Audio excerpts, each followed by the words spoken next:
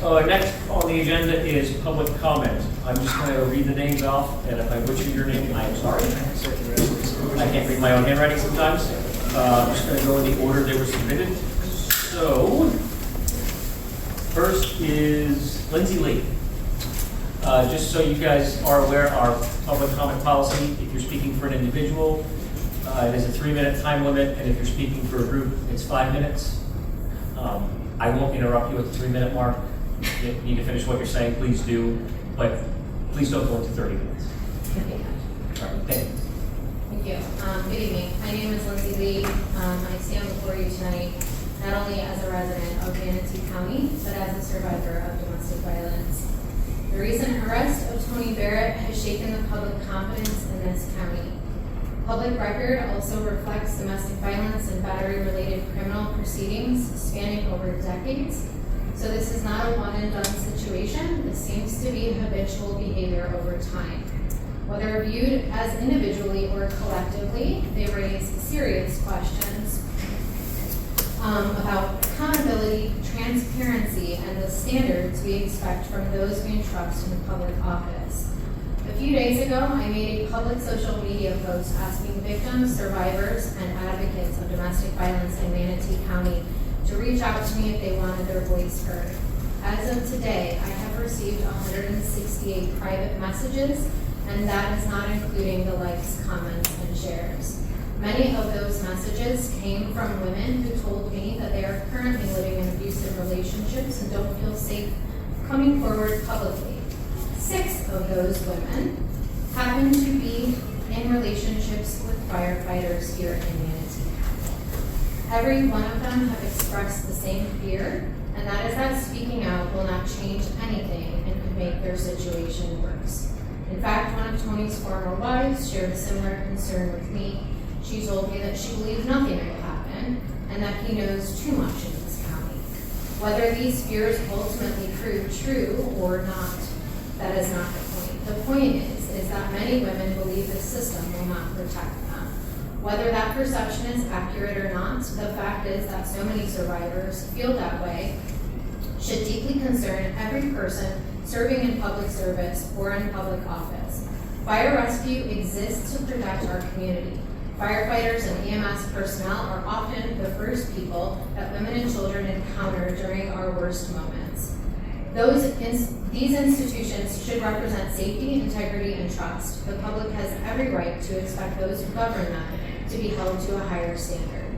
So tonight, my ask is basically that you resign from your position.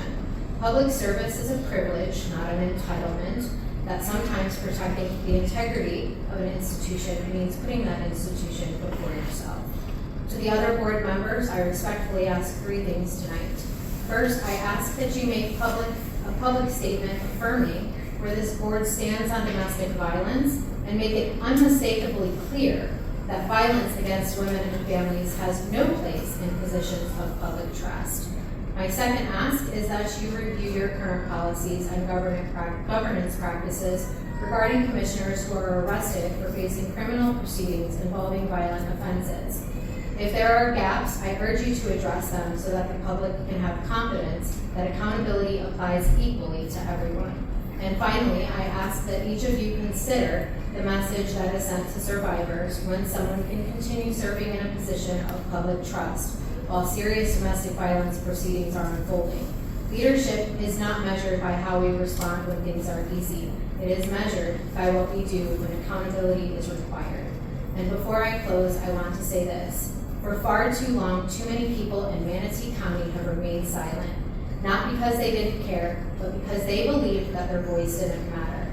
They believed nothing would change, so they stopped speaking. That is changing. There's a growing number of citizens who are paying attention, we are informed, we are engaged, and we are no longer willing to accept a culture where accountability is optional and public trust comes second. Enough is enough. I expect leadership from this board. I expect a public statement where East Manatee Fire Rescue Board stands on domestic violence. I expect each one of you to hold yourselves and one another to the highest ethical standard, because that is what this community deserves. And most importantly, I expect that your actions speak louder than words. The people of Manatee County will be watching what happens after this meeting. not just what's said tonight, but what you choose to do next. Tonight, I stand as a voice for the women who wanted to be here, but were too afraid to. Their silence should never be mistaken for the absence of suffering. They are watching, this community is watching, and I sincerely hope that your actions demonstrate accountability, integrity, and public trust more than your words. Thank you. Next is Cynthia Keogh. Did I say that right?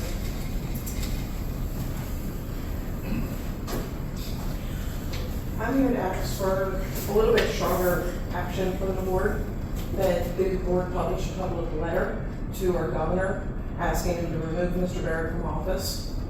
In March or May of this year, I had a 3-minute conversation with Mr. Barrett that was exceptionally aggressive for the business conversation that was supposed to be to his real estate business, and I ended up hanging up the phone and shaking.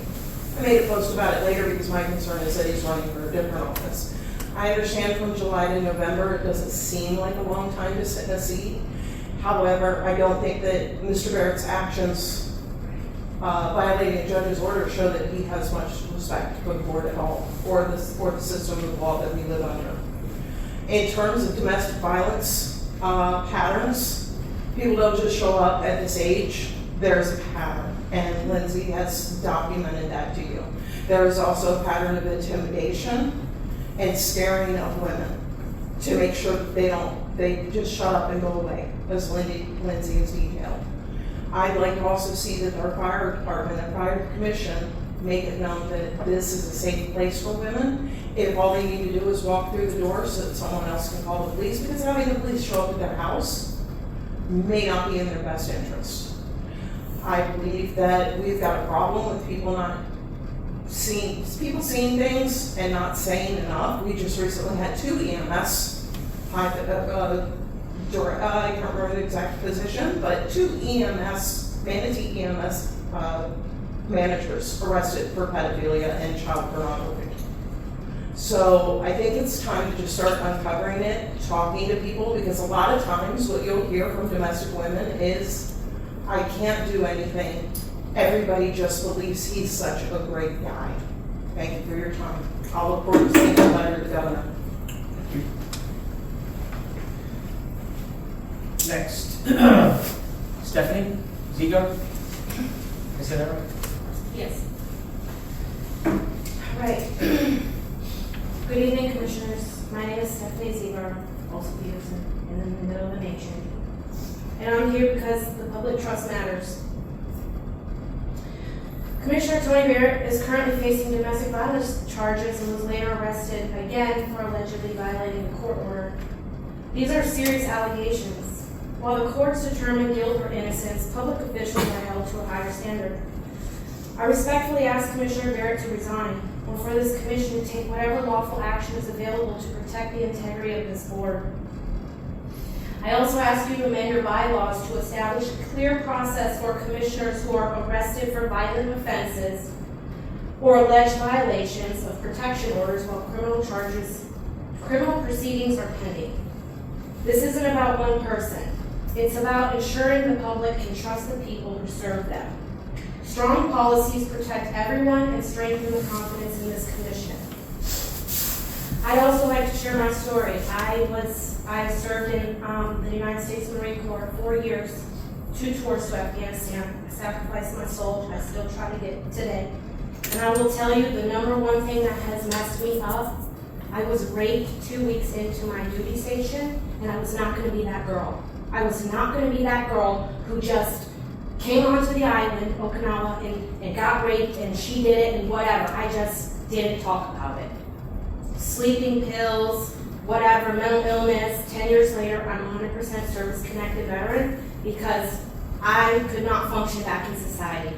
Because primarily, it's the systems, it's the institutions, and they're not safe for women, they're not safe for vulnerable people, and as this, unfortunately, the case with Mr. Barrett and the case with the EMS, it just goes to show you, institutionally, it's not safe. And the way I stand right now, I stand up here protecting, advocating for survivors. Like Lindsay and the others said, there's others out there that will not come up and speak. So while I stand up here, I represent way more than you could ever fathom.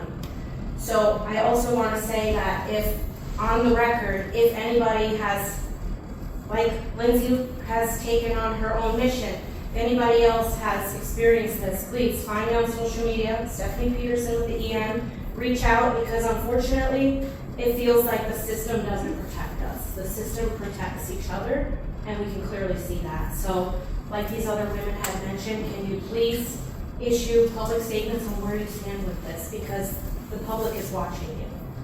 Thank you. Thank you. Next, we have Donna Satiro.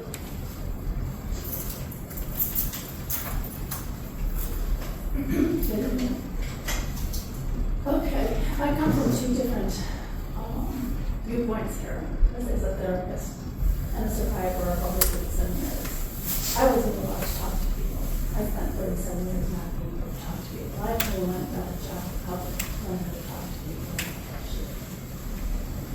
I spent years with anxiety and panic attacks. I believe in integrity. Now, if I had to have some repairs done in my house, you know who the first person I would call? My ex. Because that was a job he did really well. And I don't mention his name because I protect my children, because they love their father. There's a two-way street here. There are men out there being abused just as much as there are women out there, but abuse is abuse and it's wrong. And if someone's holding an office that requires integrity in dealing with the public, including women and children, other men, people, then they need to be respectful. They need to be held accountable for what they do. My ex got off. People shouldn't get off just because people know them. Or just because they hold a position. And if they're holding a position, if they're doing a damn good job, and as long as they're not involved in the public, then, you know, they're doing a good job, then, hey, do the job. But if they're having to be accountable, or they're engaging with public people, and they are talking on the phone with these women, and are not being respectful, or not being professional, then there's a problem. And I think each person has to be individually analyzed in the position, what they're doing, and what they've done in the history of what they've done. And if they have a history, then there's a problem. And if the problem's not dealt with, you're not moving the damn tree. I've got a tree I can put in the ground. And if it gets 8 foot tall, I can take a spade and dig it up and move it. But if it's a redwood tree, it's not moving. So if this guy's got history like a redwood tree, chances are he's not going to be changing his trees. And I don't think somebody in that position should hold office when they have to deal with people that have sensitive issues. So that's what I have to say.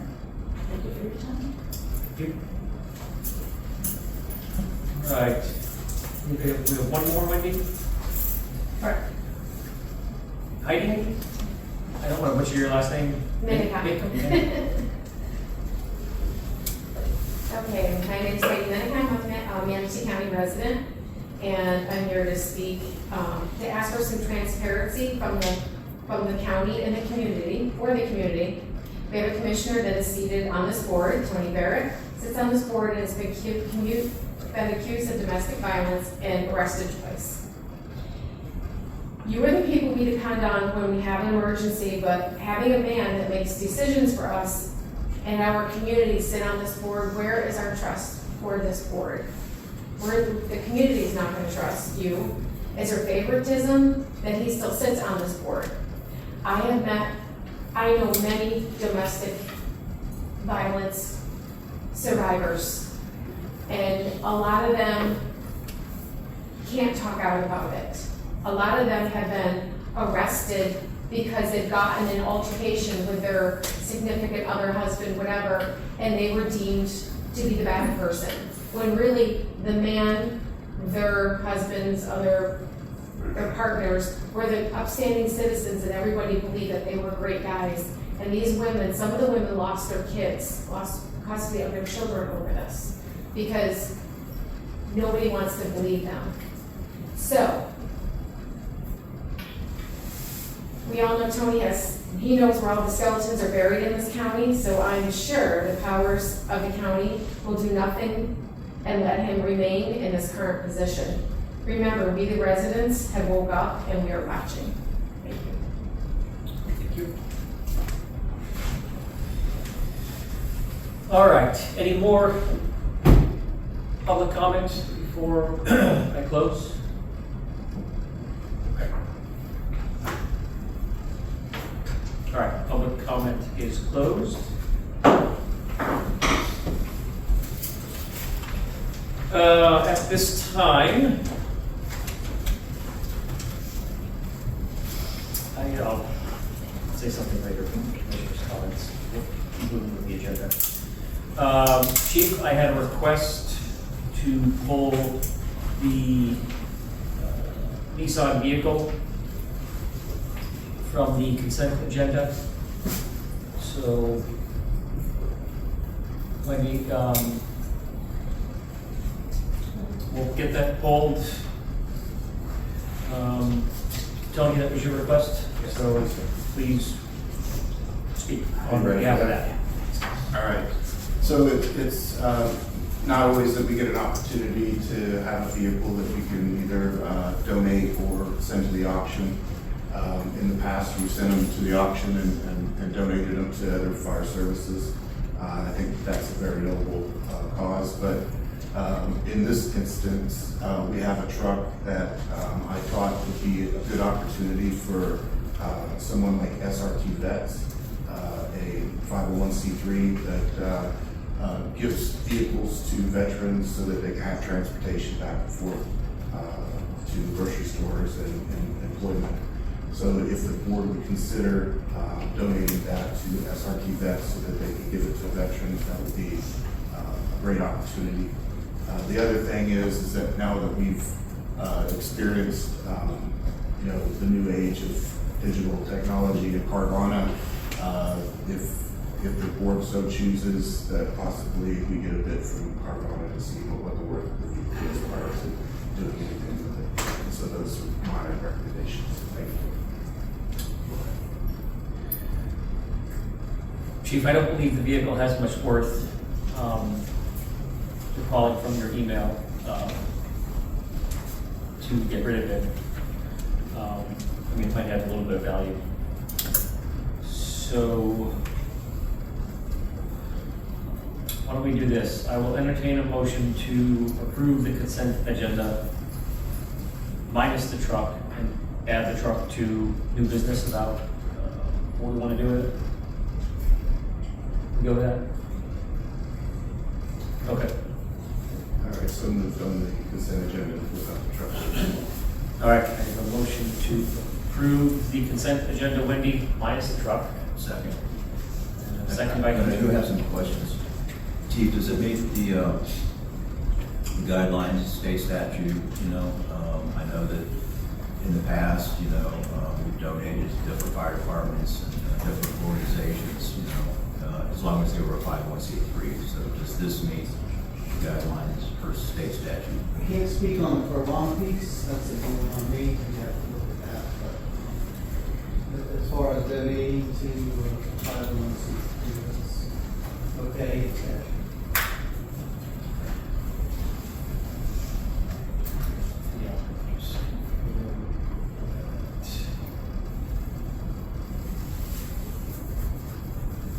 Okay. Anyway, that's all I have. All right, well, we'll get to the donation under new business. I have a motion and a second to approve the consent agenda. Any further discussion? I will call for the vote. All those in favor signify by saying aye. Aye. Any opposed? Motion carries. Okay, old business, Commissioner Lawson, you have the floor.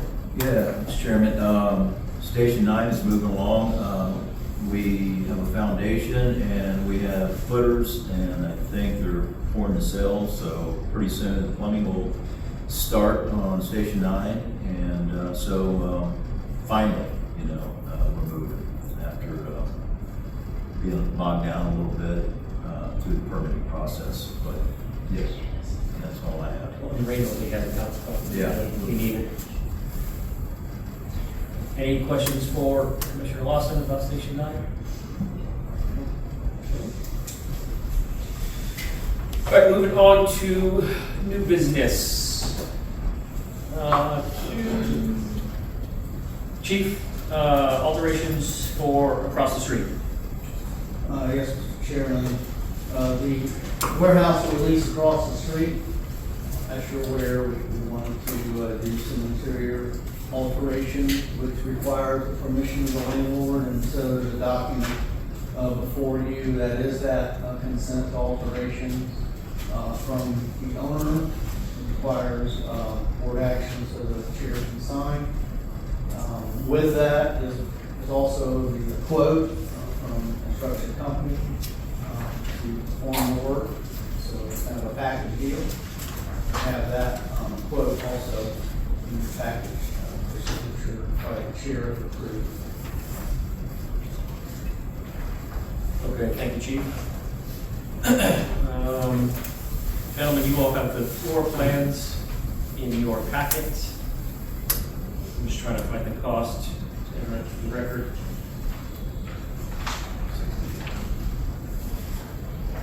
$69,410. 69, 425, 410. 410, sorry. Gentlemen, any questions about the changes? I did have a question for Chief, but he was able to answer it. There was something in the contract that I highlighted. A tenant fails to perform any part of its removal and or restoration. In accordance, they charge an additional cost of 15%, but that should not be a problem.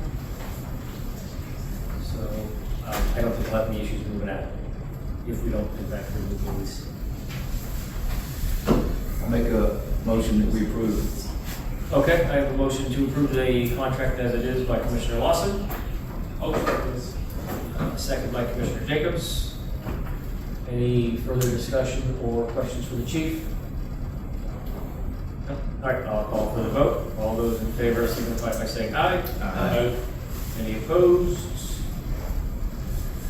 Motion carries. Chief Whitehurst, the administrative policy update. Mr. Chairman, we have resolution 26-09, just the administrative policies and procedures update the resolution of the East Manatee Fire Rescue District in Manatee County, Florida, adopting amended administrative policies and procedures and providing for an effective date. Whereas the East Manatee Fire Rescue District is a tax-supported special purpose district authorized under the provisions of Chapter 191 of the Florida statutes and Chapter 2005-296 and 2021-257 of laws of Florida. And whereas the Board of Fire Commissioners of East Manatee Fire Rescue District is empowered to prescribe the powers, duties, and functions of the officers of the district, the conduction of the business of the district, and the maintenance of records and the form of other documents of the district. And whereas the Board of Fire Commissioners held a properly advertised public meeting on July 20th, 2026, now therefore be it resolved by the Board of Fire Commissioners of the East Manatee Fire Rescue District that administrative policies and procedures of the district are amended, and the resolution shall take effect immediately. Passed and duly adopted the Foreign President during the 20th day of July 2026. Thank you, Chief. All right, gentlemen, you should have had plenty of time to review the changes. I think there was even a couple additions to the department's policy manual. Any questions for the chief? I don't have any. Okay. If not, then I will, I'm sorry, go ahead, a question. Not a question, a comment. I highlighted. The comp time was in there. You know, Paul and the chief and some of our administrative staff work extra events and extra time. Their comp time is not calculated at an overtime rate. which for most people it is because they are salaried employees and they are asking for an overtime rate. The policy does state that the comp time accruals may not exceed 40 hours. I think as much extra work as our men and women do around here, if their bank of comp time went to 60 hours, a week and a half basically, I don't know if that's something we want to discuss tonight or at another meeting, but in my personal opinion, I thought that was fair. And that's more than what they asked for. Well, yeah, I mean, Chief, I mean, use it or lose it, right? I mean, Correct. So, you have enough time in a month to use it. I mean, I don't know what I know you work, over, I think it would take a few months to even get to that. Yeah. So, I hear and appreciate what the chair is saying. Maybe we come back every year with recommended changes. What do you think if we went forward the way it's stated? If we're having issues, hit the cap so early and having a hard time learning, maybe the next update, because this is pretty late. We're 6 months into the year, so in another 6 months, Chief Wren comes with an update, and maybe give something to consider. Okay. I do have a comment too, and Chief, I would like you to forward the use, when you go to use it, and make sure that the chairman, gets a copy of how many you're accumulating and the use. Just a simple spreadsheet or something. Technical. I mean, it's already written in the policy that follows the already in the time off policy and that, so it's. I just not, I'm sure accounting, or you just. No, we have a process for capturing all of our other accruals, vacation, et cetera. This was just get added to that. So, it's easy. Yeah. Okay, yeah, I'm okay with leaving it as is then, and then if we need to tweak it, next update, then so we. Okay, with that, then I will entertain a motion to approve resolution, I forgot the number? 2609. 26, sorry. Mr. Chairman, I make a motion, we approve resolution 2609, administrative policies and procedures. Second. All right, I have a motion and a second. Any further discussion? I will call for the vote. All those in favor signify by saying aye. Aye. Any opposed? Motion carries. All right, Chief Whitehurst, the EMS rental agreement. So our EMS rental agreements, I'll speak about 2 of the 3 we have, because the third one is a perpetual agreement. So it doesn't renew unless we want to make changes. So the other 2 that we have with EMS for our station 11 and 7. Those agreements have exhausted out, there will anyway at this point, sometime this year. And so we are needing to renew those contracts entirely. There's no more ability to extend them as we have. With that said, it's an opportunity to make any changes that we see. Operationally, we don't have any issues, but there are of course dollar signs attached to this. And so that's the question of the board. Right now, it's a blanket $1,500 a month that EMS and Sarasota County pay basically rent in the district to co-house in our buildings.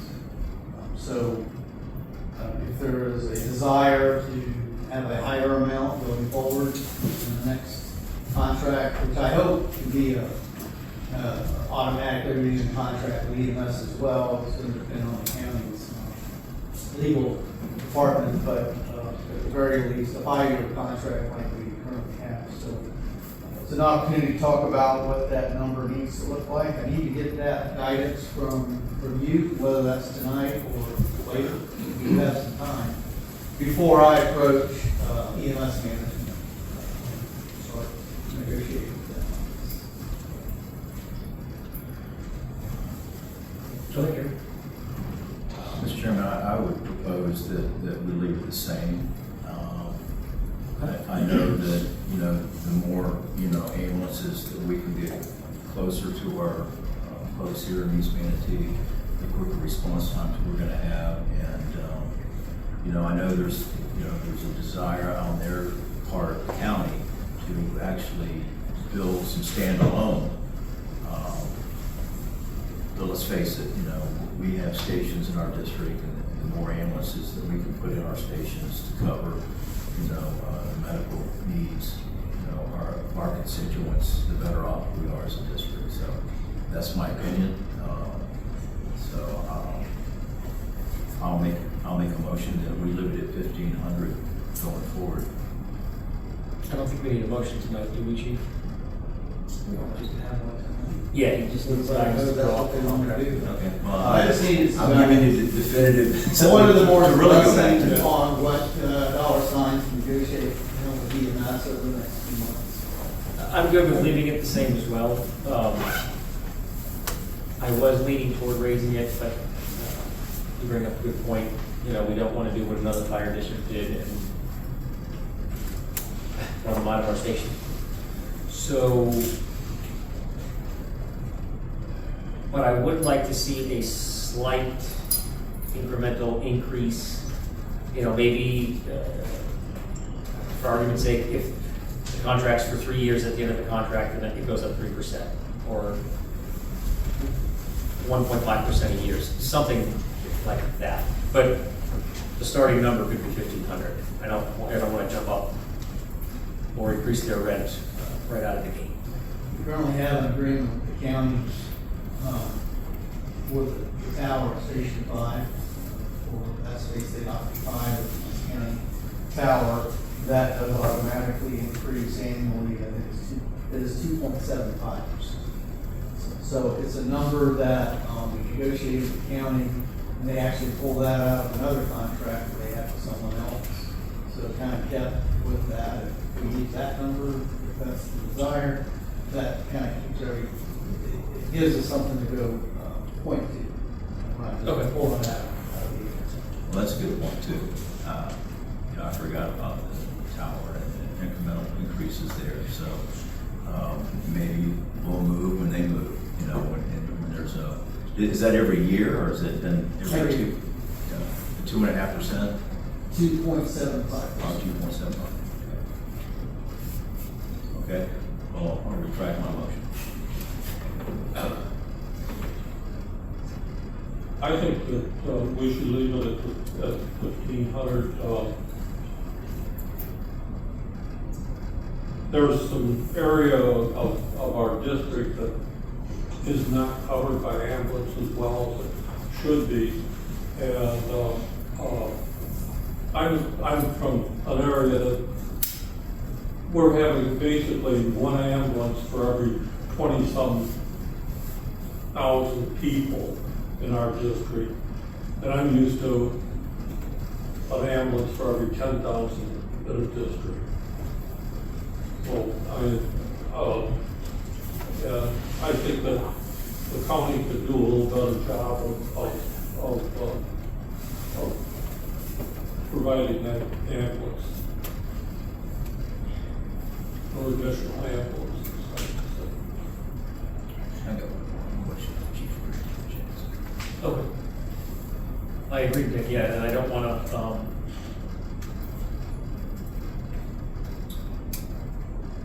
again, I don't want to beat up another fire district, but I don't want to run the ambulances out of our station either. I think that's Right.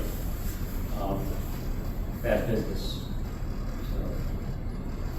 I agree with you because we're slowly progressing into an ALS Yes. service. And the more ALS providers we have in our stations, the better off we're going to be.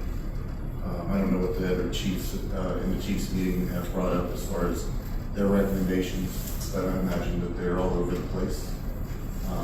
We don't have to be like everybody else.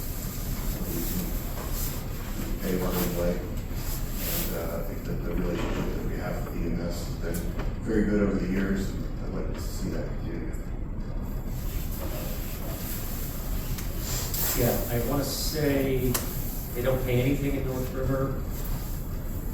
Southern Manatee, it's $1,700 a month. It's a little higher than ours, give or take. I don't know what Cedar Rapids charges. So, but I think staying at the $1,500, even if we add incremental rates, that seems to be what everybody's on board with. Yeah. Yeah, With or without the annual increase? I think with. Okay, so 1,500, start on 1,500 a month.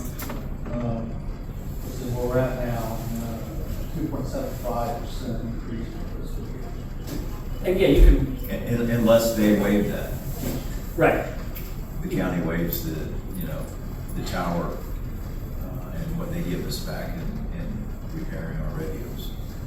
I mean, we're getting the money. Oh, I thought you said, no, I thought you said that they were going up on us. Oh, 2.5. Our tower, our new tower agreement had the annual increase of 2.75. When they negotiated that contract with the annual. And they didn't balk at that at all.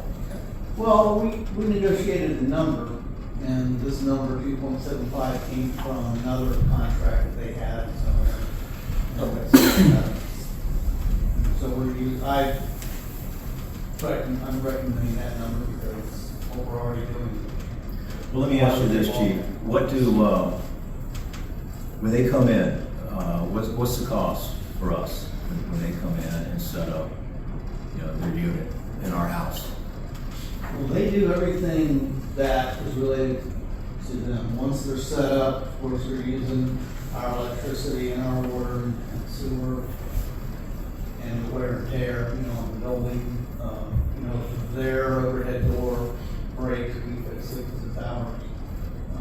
Those costs are, we're not metered separately on those, so I can't say what it costs for them unless we just did some simple math like I have to do.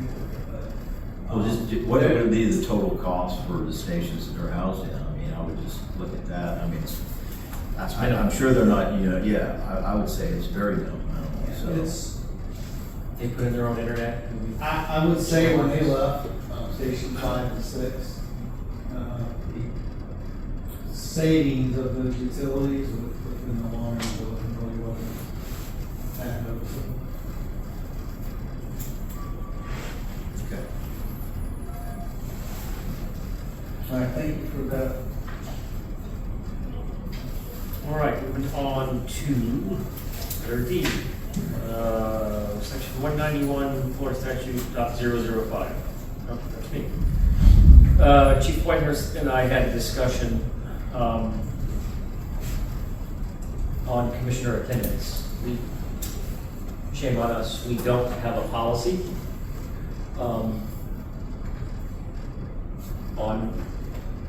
you know, how many meetings commissioners have to attend, who's the contact person if somebody's gonna miss. It does say something in the statute about an unexcused absence, but there's no clear definition of what is an unexcused absence. So I think tonight, we need to give the fire chief some direction on getting the administration to write a policy for us. And I just need some guidelines on what you guys want to see in said policy. Well, you know, we can call it if somebody has an unexcused absence. So what is an unexcused absence? If they don't call, if they don't show up. It's not defined. Well, that's what we're gonna do tonight, right? We're Yes. gonna try to define something tonight. So I would say if we stay with the statute with 2 consecutive meetings and they do not, you know, notify the chief or the chairman they're not going to attend your meeting, then the board would have the authority and power to remove. So, correct me if I'm wrong, Chief, I mean, we got vacation, we could talk a little bit about, people get sick, vacations, things like that. But people need to be responsible and notify somebody if they're not going to attend. And I don't think we've got a problem, that I can, No. so much, as a whole, but it would be nice to put a policy, I agree. I mean, I had one no call, no show, but I popped up for COVID that day, so I didn't want to get you guys sick. But I should have called. Mr. Chairman, what the statute states, the board shall remove any member who has 3 consecutive unexcused absences on regularly scheduled meetings.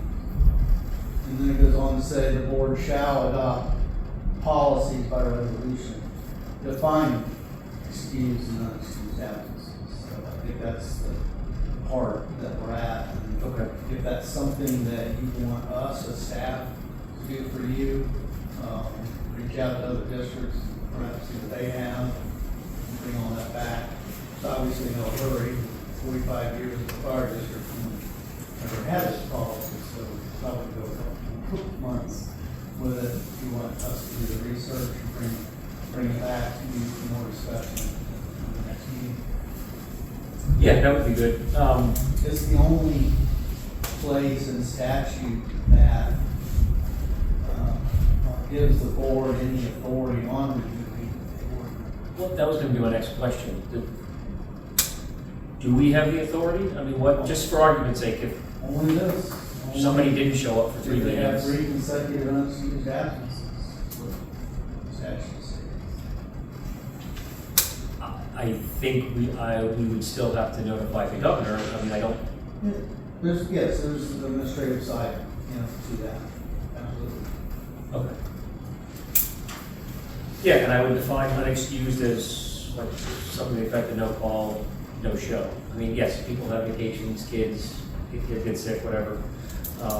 The process going to the state of Florida, though, is it in administrative code somewhere, or where else would we find Similar that to- process? Similar to when we have an opening occur on the board, whether unexpectedly or not, such as the death of a commissioner or resignation of a commissioner. And we, normally we'll get a letter of that, but of course in the death, we don't get that, so we have to initiate a notification to the governor's office. And so it would be the same process. If the board were to remove a commissioner who has been here for 3 consecutive unexcused absences. And it does say shall remove, it's not like, according to this, we have a choice. If we have a commissioner who violates that 3 consecutive times. So calls for action if that is to occur. But that's when we notify the governor's office that the board did take action. Commissioner. Of course, the board also has the authority to replace that commissioner. Any opening that occurs. It says it may appoint a qualified person to fill the seat until the next general election. May, not shall. Yeah.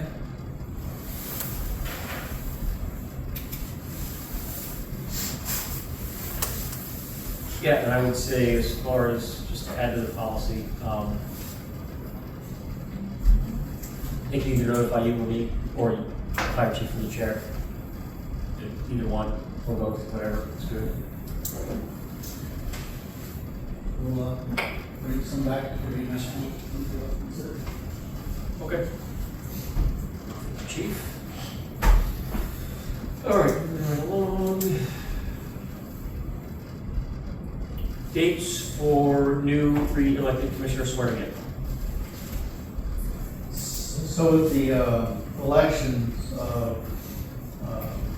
any new or re-elected commissioners occurring on November the 3rd, by law we have 10 days to swear them in. And it happens happens every year. Our meeting is usually beyond that, like I said, so we have to call a special meeting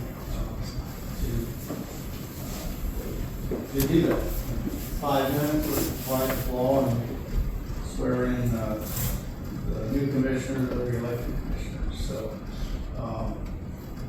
just looking to, since that's going to be in November, we have time, but I just want to get that on there so you guys can think about what dates that we're getting close to the holiday. Again, we have time. It's just more to sort of catch thinking, because we have some other dates that we continue on in the agenda, so I'll just put them all on there at once if you want me to move on.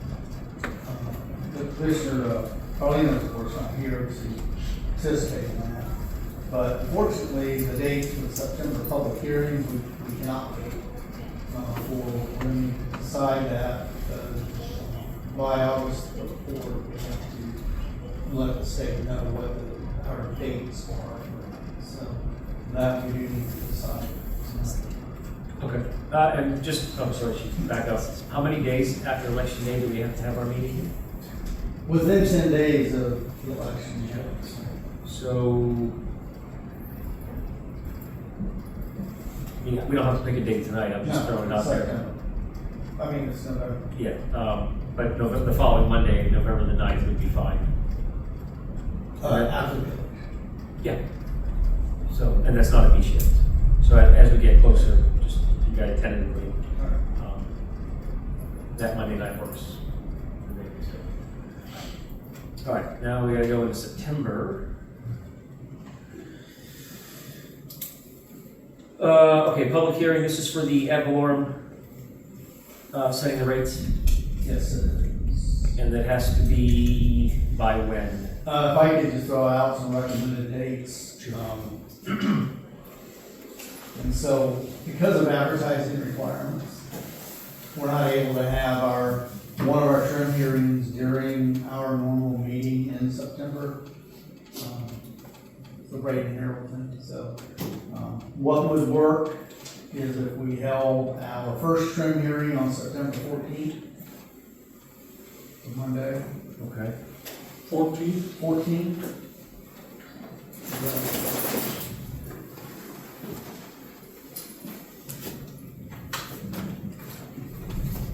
6 p.m.?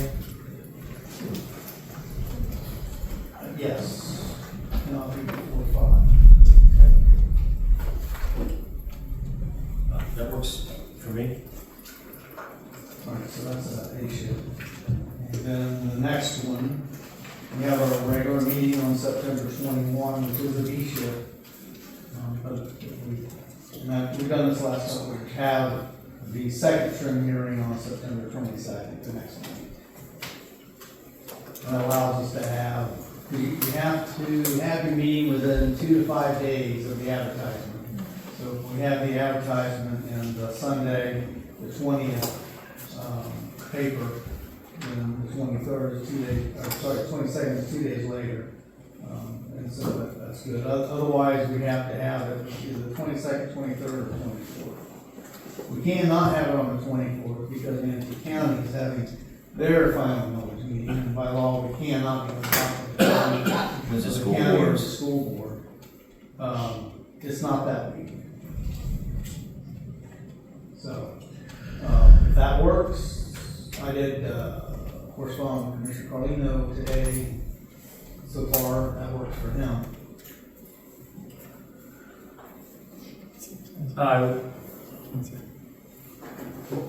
Going out of town for my niece's wedding in Colorado. My wife didn't put when we're flying out in the calendar. I wish she would have.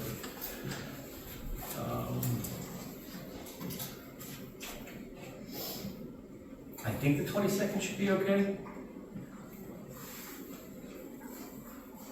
There's no way to have the trim hearing that Monday at our regular meeting or after. The problem would be that the advertisement will appear Sunday, and that's not 2 days after the advertisement. Okay. Yeah, then I guess let's shoot for Tuesday the 22nd. If I can't be here, I'll obviously let you Yeah, guys know. I might have a conflict, but, So this Would you- would be the millage where, as you probably remember, depending on whether you have a unanimous vote versus a supermajority vote versus a majority vote, greatly impacts the future, which I'll talk about next. Okay. But you're gonna have a problem with 22nd. well, go ahead and just put it there. We might have to revisit, I'm not sure yet. Yeah, all right. They're all close. Yeah, we'll have to talk this week. to Yep. get it Figured out, and because we have to file our 420 Yep, with the state. We understood. got a little bit of time. Okay. So, yeah, there's all kinds of rules on this, and as you know, Fully aware. the problem with the very first week of September, of course, is always the fact that it's every weekend, and then we also have, 9/11 during that time, so it always, and the county has another one on the 10th, so it rather eliminates, that first week of September, so it's the second week of September that we have to kick it off, and there's 15 days between the first one and the second. I will, try to work.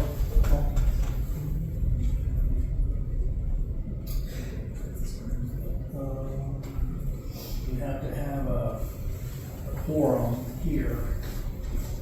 Phone in can work for a couple of issues.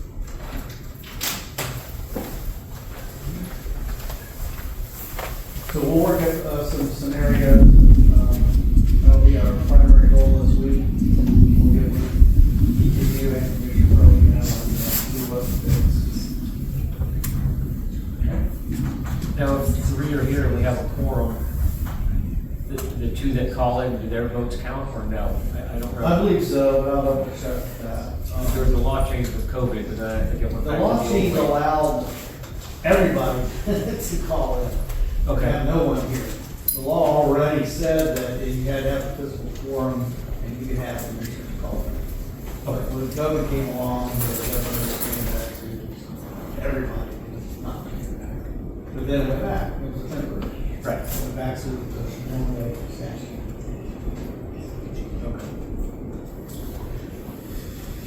All right. We have tentative dates. And Chief Whitehurst or Chief Brennan? Well, we're a tag team, Lance. Okay. You want to start off?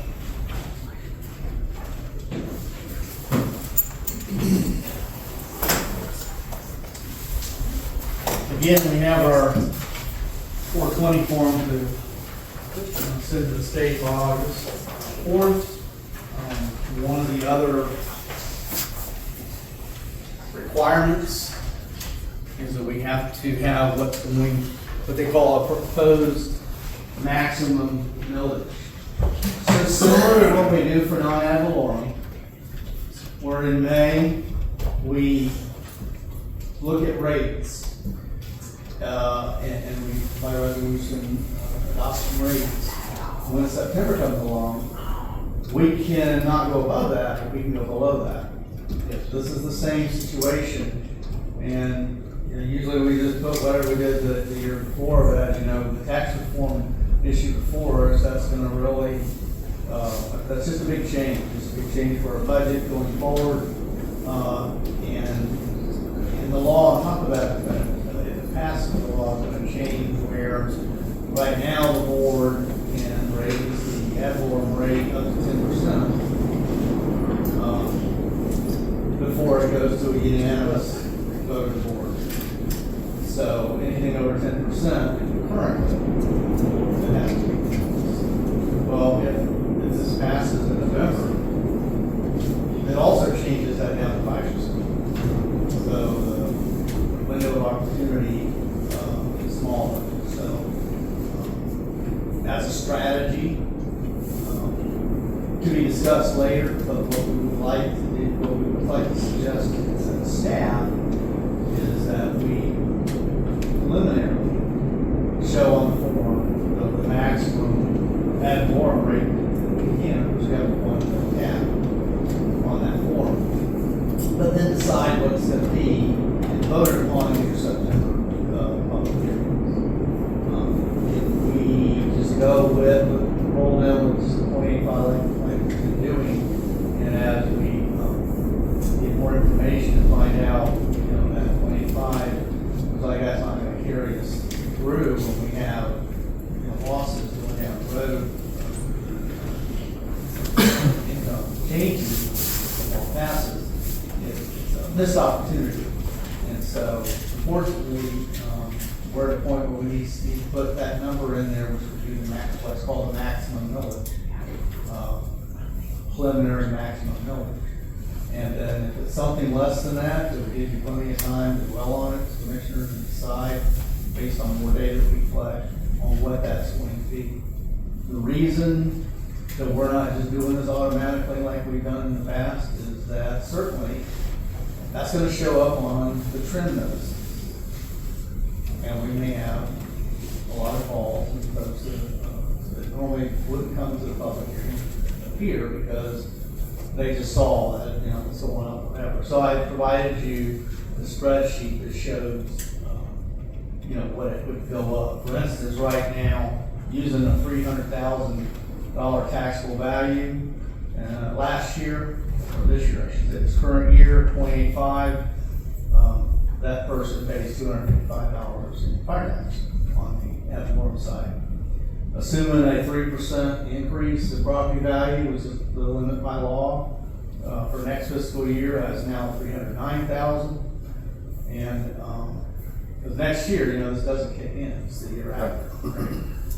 That same 0.85, you can see is like $7 difference. But you also can see that if the rate was raised somewhere north of 0.85, what each of those shows. The maximum of 1 by law that we can charge without going out for referendum. That same person who paid $255 this year would pay $309 next year. So I just wanted to give you what that would look like for probably a typical home here in the district. It is the recommendation to show 1 mil in the preliminary maximum millage, and then you again have the ability to select something less, or even all the way down to the normal 0.85 in September when we have our normal trim meetings. But you don't have the right or ability, I would say, to do something more than what you put in that slot for the preliminary maximum. So, Chief Wren is part of this tag team. So, Chief Wren, if you have any, So I haven't you got anything to add, or he's mainly with the computer. If you have questions, that he can do some quick math on some things if you need that. What I didn't want to do was make an assumption, put a 1 down there, and then you guys hang me out because all these people are upset and calling. I just want you to know ahead of time, if we do something like this, that's to be expected. It's not the end all, of course. So you might have to go through a little pain through the trim process by maximizing that. But then again, you have the ability to select something less as we get into the public hearings. Just didn't want to change the board on those decisions. And for the record, we have to have those numbers to the tax collector at the end of September. No, this is part of the same form we just talked about. And this is also a number we need on that form. So the date of the meeting and what our expected millage is going to be. We have to have those on and filed by August the 4th. August the 4th. That's why we have to talk about it tonight and not later on. Okay, I'll just explain my thought processes. I'm okay with bumping it to 1 mil.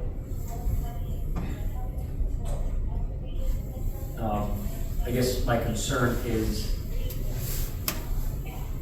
if this property tax referendum doesn't go through, and for whatever reason it's not on the ballot, we would need a plan to roll it back. But we won't know if that's going to be on the ballot until November, and we have to have these numbers in by August 4th. Correct. So what we would suggest in the budget that we would, Chief Reynolds will present at a budget workshop, but also in September at the trim hearings, is that we'll create a reserve fund, and those monies collected, the difference, because of that, we would put in that fund, which is controlled by the board. So it's the committed fund, so only you can move that money. And it would hang there, and if it passes, then we're gonna need that to subsidize the budget going forward in the first couple of years of decreasing revenue due to passing of that. If it does not pass, then you're correct. You guys can roll back the very next year to offset that. Absolutely. I would encourage you, as a civilian tax-paying citizen, a year from now, that if it doesn't pass, that you roll that back so that $3 million or so extra is kind of given back to the taxpayer by relief of their millage. So the up in the middle from 0.85 to 1, do we know how much additional revenue that brings in? I mean, rough numbers, annually. Oh, yeah, really. Eat it to the penny. This is all we've been doing since we went to Tallahassee. Alright, so 0.85, you'd be looking at basically 1.1 increase from the 25-26 fiscal year to the next fiscal year on the one side. So 1 point what? 1.1. Okay. If you were at the 1 mil, it would be 4.6. So 1.1 to 4.6 is the difference. Okay, so theoretically, that would offset that first year, 3.1 million in lost revenues if the referendum goes through. Yes, sir. It's 3.69. It's the estimate as of today. I'm sure that number will change, most likely increase from now until next year due to growth and more homestead properties coming on back door. Okay. But, okay, that would really soften our hit. The other thing that essentially we do is we are set to go ahead and pay off the bond on Station 11 in August of next year, which is the next fiscal year. That cost is roughly $3.3 million to do that. So another way of looking at it would say, well, yes, being good stewards of the taxpayer dollars and paying that off the way that we do, say, $90,000 in additional interest that we would otherwise have to pay. There's another way that you could use those funds, really, the way that they would do it, or the way that we would do it, putting it in that fund that the board controls. It would be labeled for, we'll say, future station and personnel operations, but it could just as easily be used for something like that. What do you guys think? Well, I think we're kind of pushing the corner. We have to do something. I don't like the idea of jacking the millage up at all. I've been a firm believer that growth pays its way forward. You guys have heard me pound that dias pretty hard for the last 4 years, and even before that. But even if it 60% on the threshold for the referendum pass is pretty high, and it could fail, you know, so even if we do set something, you know, whether it's 0.85 or a full mill, you know, we can always, you know, come back, you know, and roll that back. But even if it does fail, the referendum fails in November, they're coming back with something else. So, and that's a promise. I've already heard that from the legislature, it is coming back. It's not a dead issue. No, it's not. So I believe, I think I would, instead of a full mill, I think 0.85, me personally, starting there. That's where we're at now. Yes, the truth, well, a full mill. Okay, so you're okay with going advertising? We gotta do something, gentlemen, because I last thing I wanna do is close fire stations down and lay people off. I just, you know. There's no vote that we're asking. Bush, your vote will be in September. We were looking for consensus that we were gonna be good with the board to put down whether it's one or something less on the form, because you know, I'm sure it will generate interest when people receive their trim notices. Which will precede the September meeting. The trim notices will come out before the September meeting. Proposed. Yeah.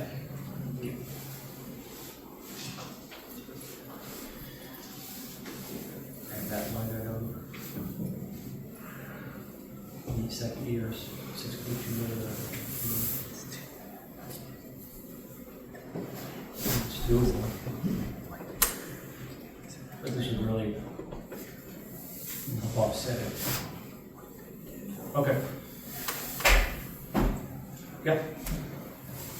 You guys good with that? I think I might go in opposite direction. Okay. That's 300,000 is not the median home price in our area.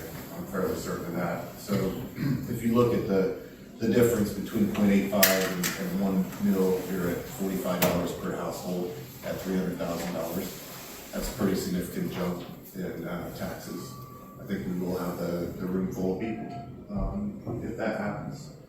I would rather see a compromise between not raising the tax to the maximum level and a compromise seeing us do business a different way.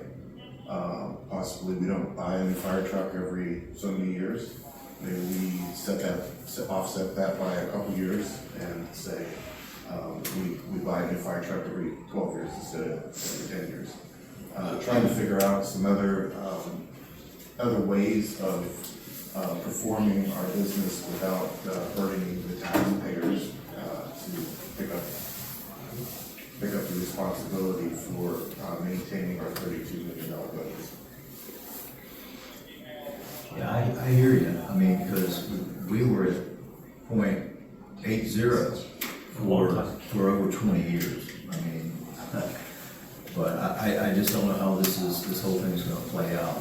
And it would have been easy if they would have carved this out. You don't have to do the school board. And we wouldn't be having this conversation, but we didn't. And so we're looking at going into, you know, deficit spending, you know, possibly. If we don't do something. Definitely if we stay 0.85 and it passes and we find, because all the other remedies are beyond this board's control. We're talking referendum, we're talking legislature, so and this is the only thing the board has. And this is not the magic bullet either. It's just to get us through the first year of this, so we can figure more out.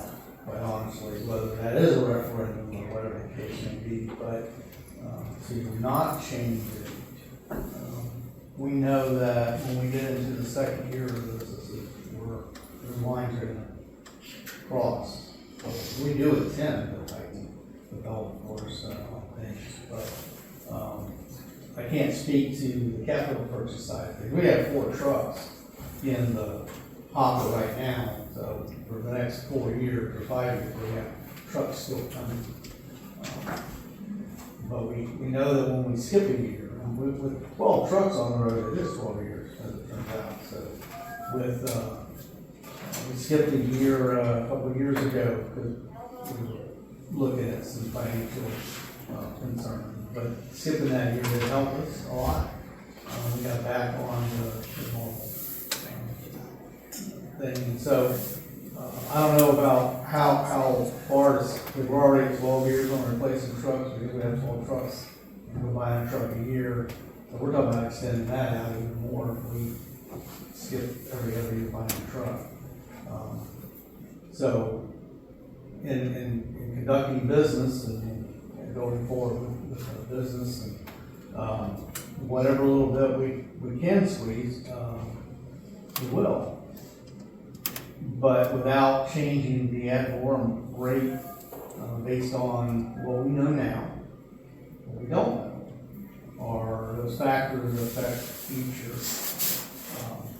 taxable values, whether we have an influx of folks that move forward because things passes and like 5 years off the tax free.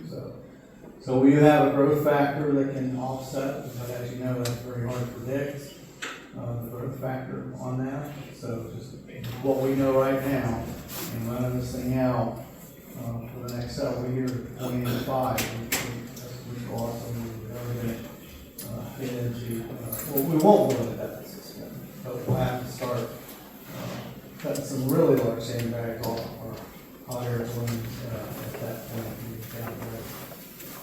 One point to make is that there's a number on here that is 0.9525.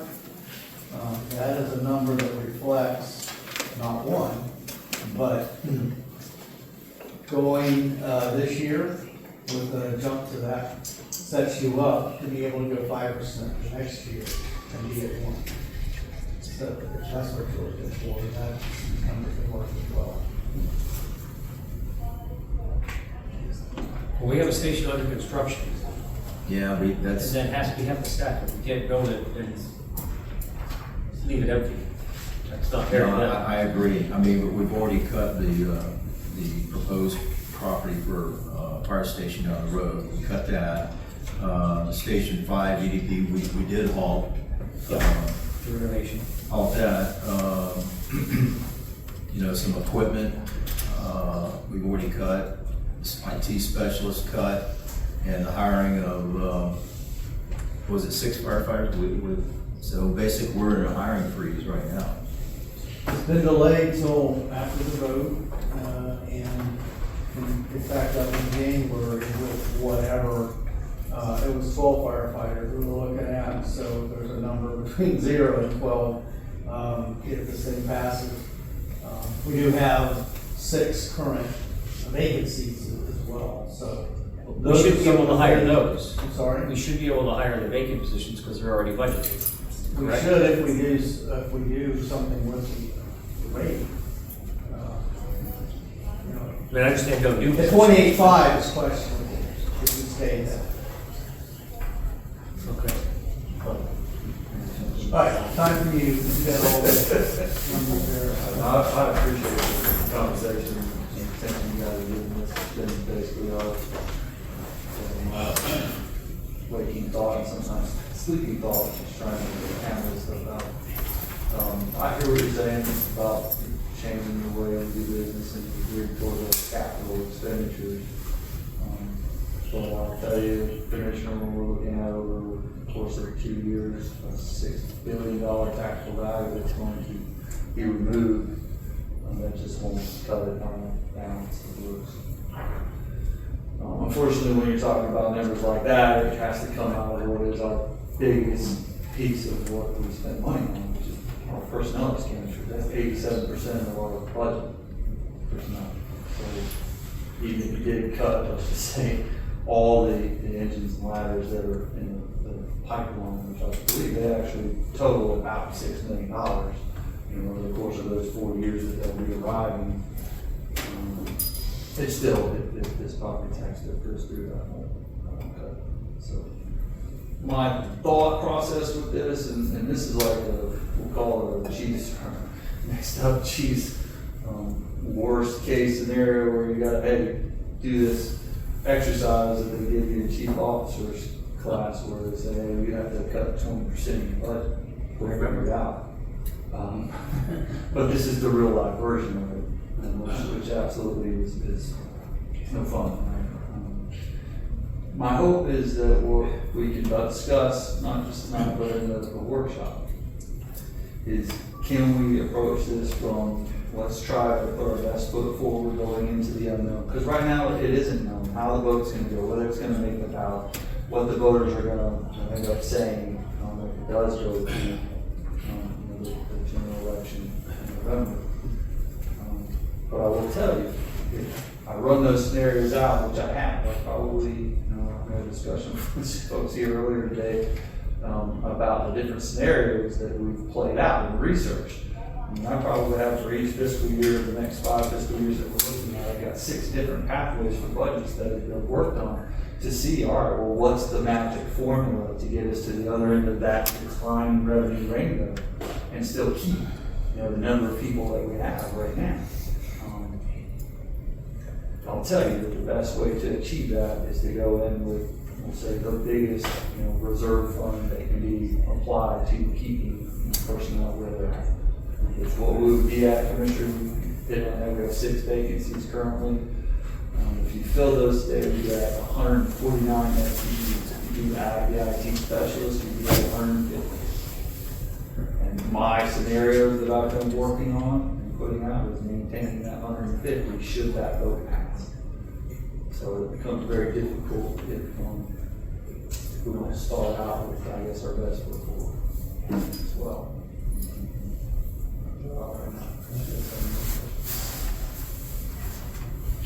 Questions? Who's the numbers count? If we didn't do anything, what would be the worst scenario for us? So if we stay at 0.85 and even with, our, we'll say, conservative projection for growth and all of that, in the 28-29 fiscal year when we experienced a $250,000 exemption coming into play, we would have to start laying people off. Would it mean that we'd have to reduce our crews? Yes. That's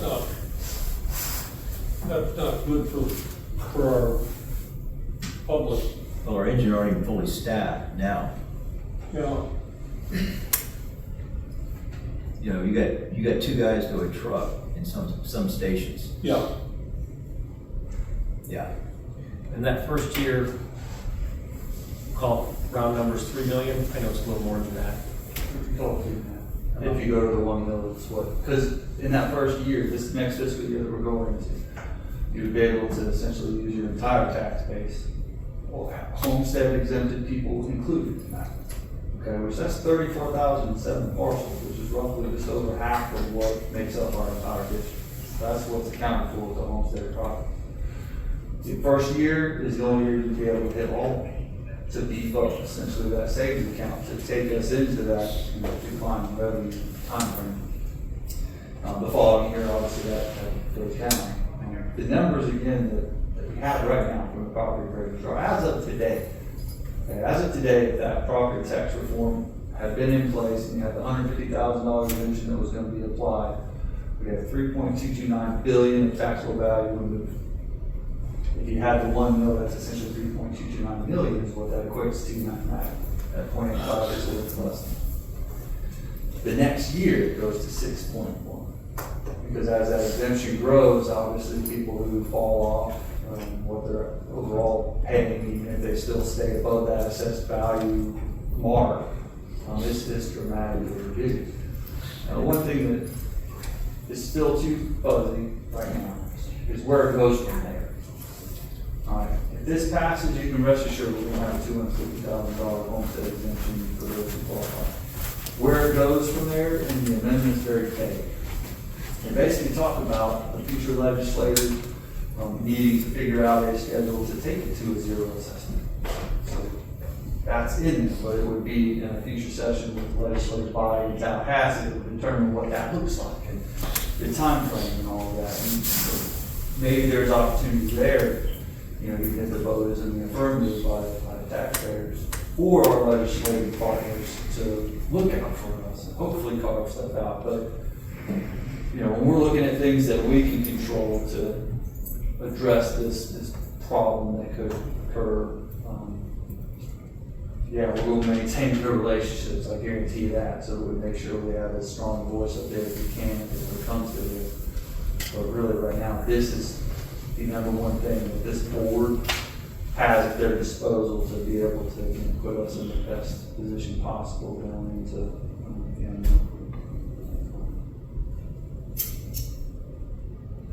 Because year one would cut $3 million, actual ad valorem, call it 18.5. That would drop it to 15.5. But if we went to 1 mil, that ups the revenue almost $4 million, if I remember you said correctly. So theoretically, year one, we should be all right. Year two, when it goes $6.5 million,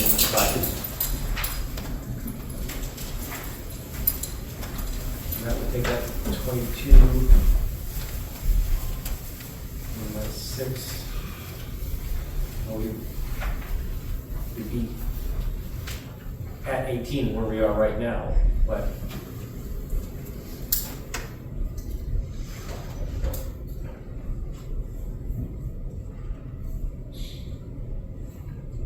yeah, I think, I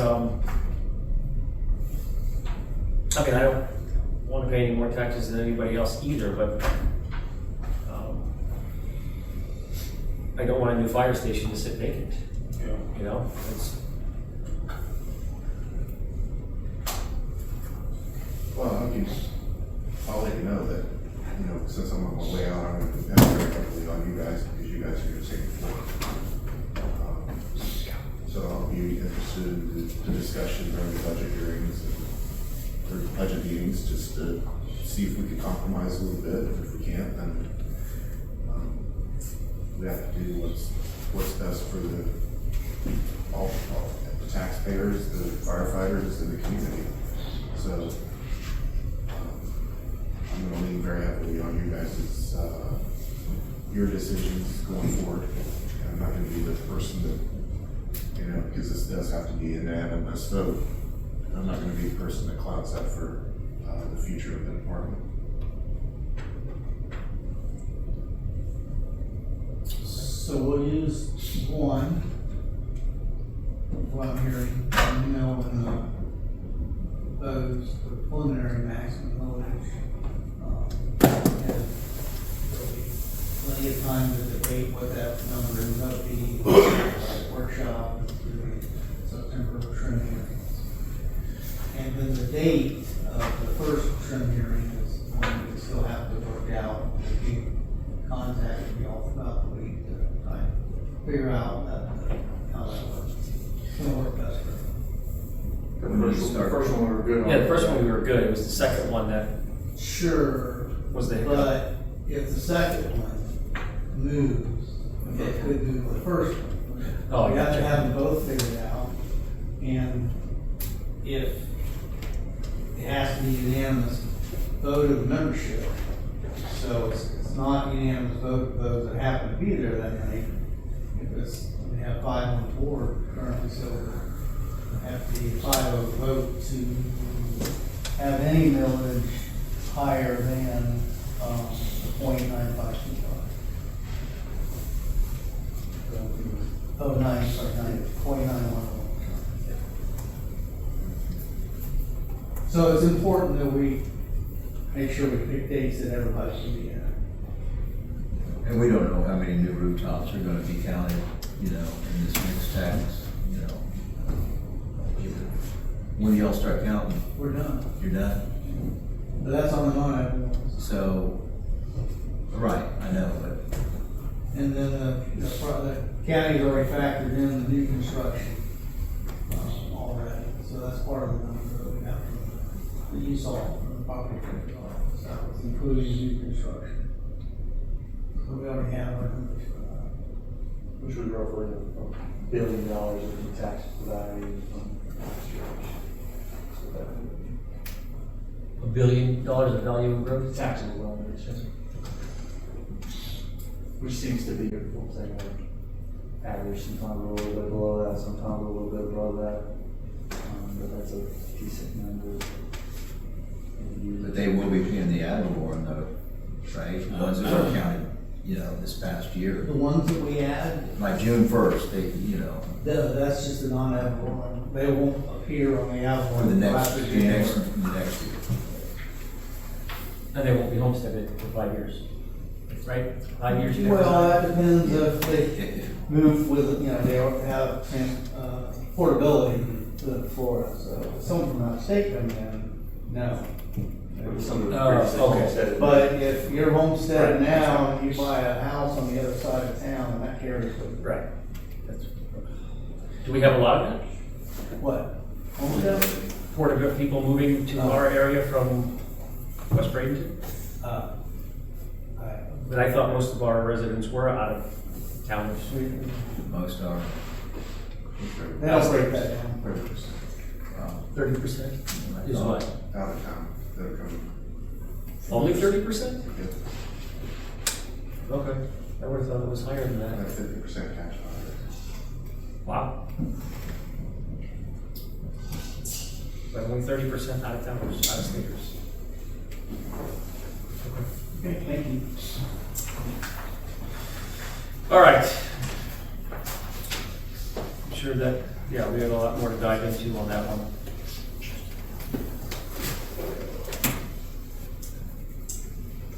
Okay, Chief, do I need to open public comment because this was an addition to the new business agenda for the donated vehicle? I guess it wouldn't hurt. It was technically already on the consent agenda and you just moved it. Okay. If we moved it, it's fine. I just wasn't sure. Okay, donating the vehicle. I'm in favor of Commissioner Barrett's donation to the Veterans Group. What was it? SRQ vets. SRQ vets. We, obviously, the administration is going to have to confirm they are 501c3.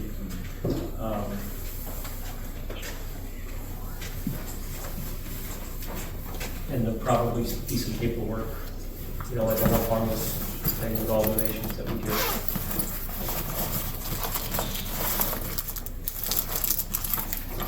So I will entertain a motion to donate the vehicle to SRP vets. A motion by Commissioner Lawson. Second.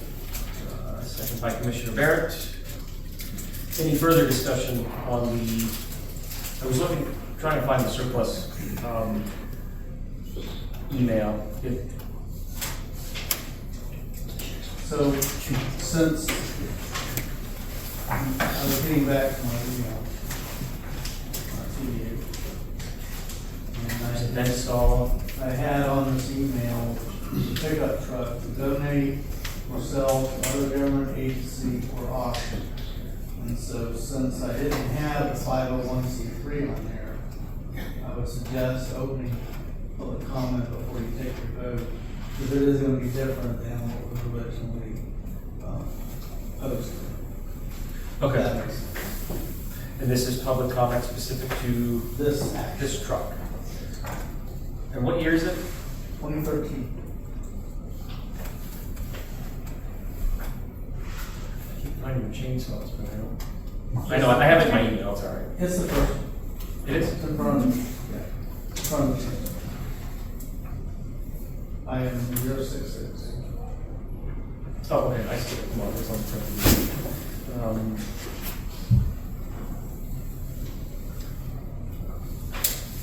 And it's obviously as is.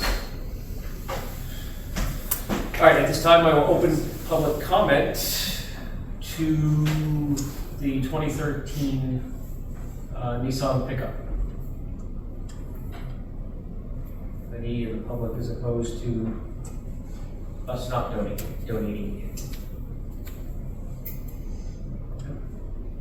Okay. I will close public comment on the Nissan pickup. And I will recall for the vote to donate it to SRQ Vets. We gotta do the motion, do it again, sorry. Motion by Commissioner Lawson, second by Commissioner Barrett. Any further discussion? No. Okay, I will call for the vote. All those in favor signify by saying aye. Aye. Any opposed? Motion carries. All right. Commissioner comments. Commissioner Jacobs, we'll start with you. I have none at the moment. Nothing? Okay. Commissioner Barrett? I guess, since I was the focal point for public comments tonight, I'd like to say that I have to apologize to you folks that this is the format that we have to come to kind of find out the truth of what may or may not have occurred in my residence. And because it's an ongoing case or investigation, there's not a whole lot that I can continue to talk about. But you know, something that was very interesting to me tonight, and a few people brought it up themselves, is that men and women can both be on the other side of domestic violence. And it's a really difficult situation to be in. And when you're in that situation, you don't know what to do. And I understand what a lot of people that have come here today that have had trauma have experienced. And maybe this is an opportunity to get out in the community and to start a conversation about this and to protect people that are scared. And so I would open the opportunity to talk with any of you outside of this chamber or from outside of this dais, because I don't think this is the format that we use to air our personal things in life. And I'm not planning on resigning. I'm going to stay in this position because I believe in what we're doing here. I want to see it through, and I do appreciate your comments, so thank you. Yeah, I think, my opinion is that I've never condoned any kind of domestic, violence, period.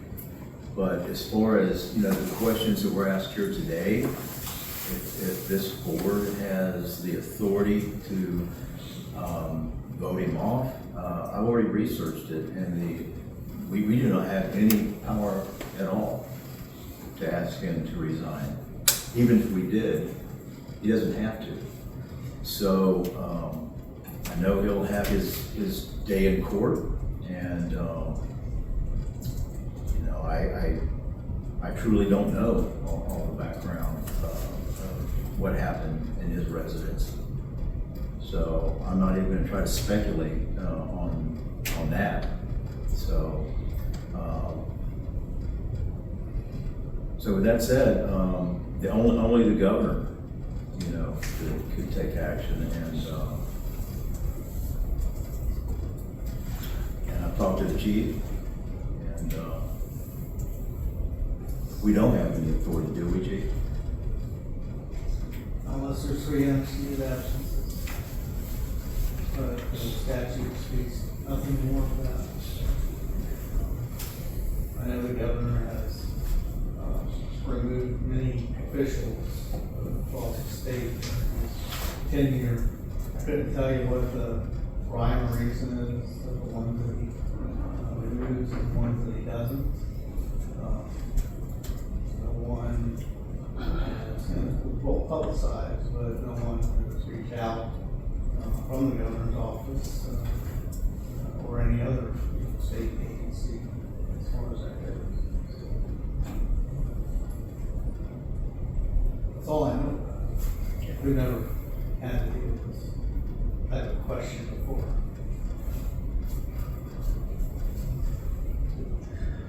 All right, I'll finish up. I was gonna speak to this after public comment, but I thought, no, we better get through all the meat and potatoes of the meeting. Let me think about a little bit on what I wanted to say. First, all of you that had the courage to stand up and speak, thank you. I'm sure it wasn't easy, and I understand this is an emotional, it's a hot topic, and I appreciate you sharing your opinion with us. Like Commissioner Lawson said, even as the chair, I don't have any authority. Theoretically, the chief and I ask commissioners to wear certain ties to certain meetings. And if somebody shows up in a t-shirt, what can I do? Nothing. I won't comment on Mr. Barrett's specific case because it is an ongoing investigation. I will say I am confident that it is the attitude of East Manatee to not support domestic violence at all. It is a horrible, horrible thing.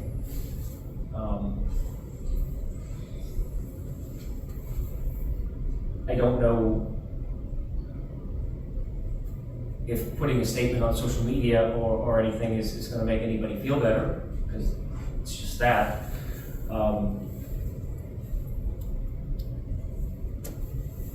But I do want you to know, we heard you, I hear you.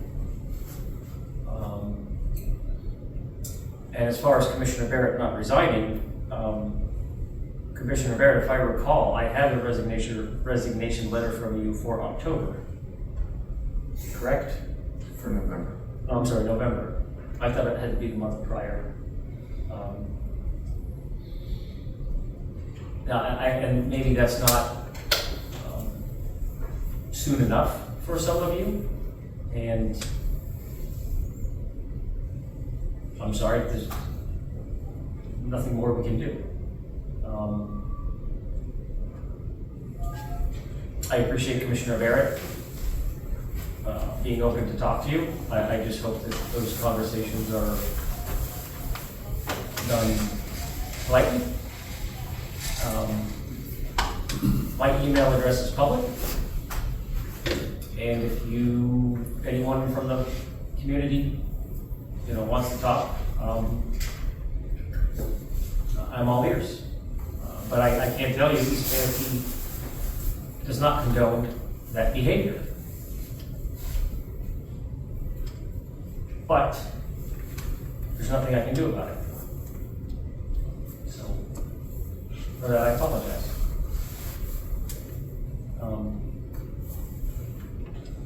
So I get on that topic.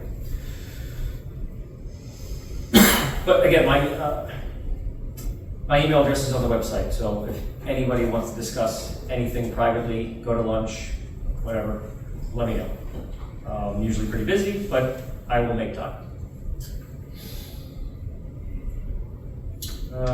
Before we get to Chief's comments, there's one other thing I wanted to discuss.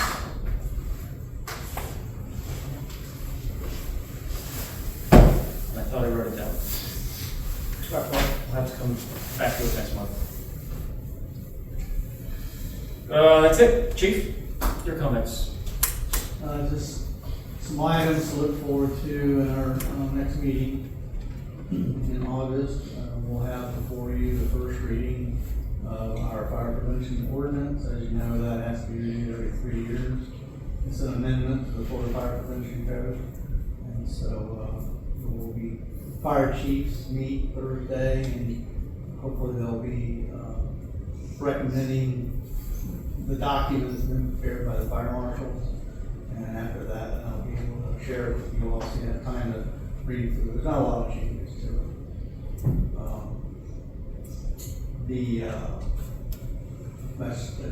That's kind of one of the major things that we already know on for the next meeting in August. Are all the fire districts on board with this and that? 5+%. There might be a few changes here and there that each district might tweak to their benefit. Some districts, as an example, require Knox keep still on gates in addition to what the county requires. And so customized language like that, they might add into their version that their board has approved. But the majority of the amendments are the same countywide.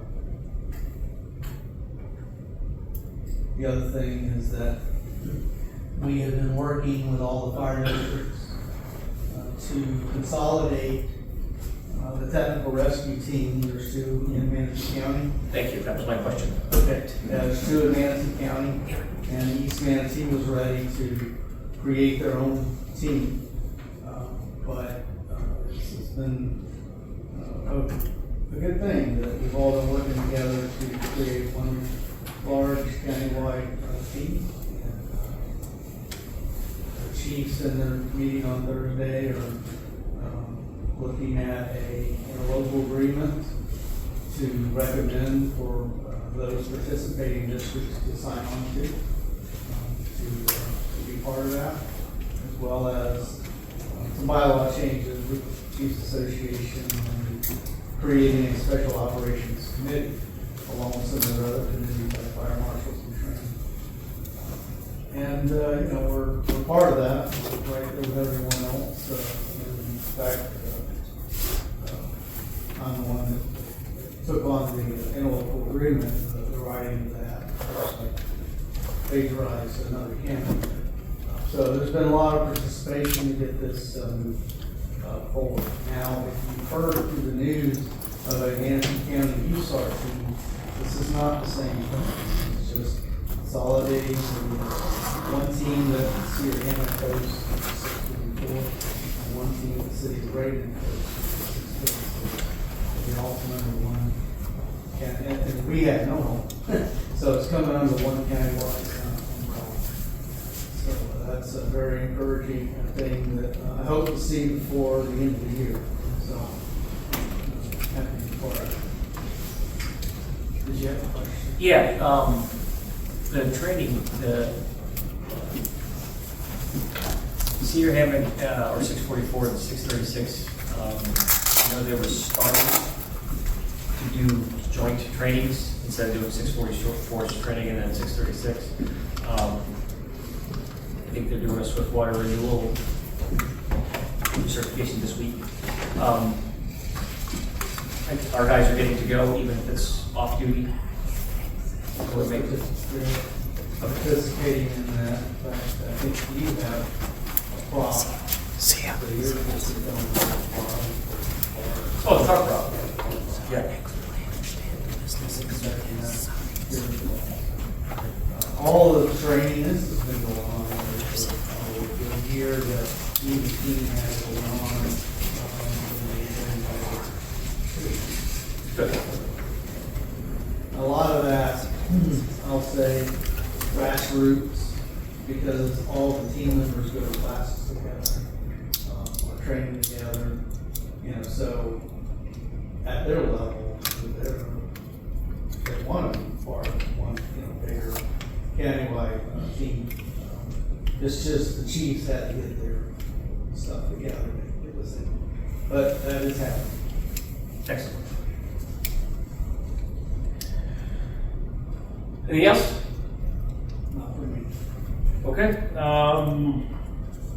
Gentlemen, just a reminder, the budget workshop, August 11th, 8:30 a.m. here. And next month's meeting is following Monday, 6 p.m. We are adjourned.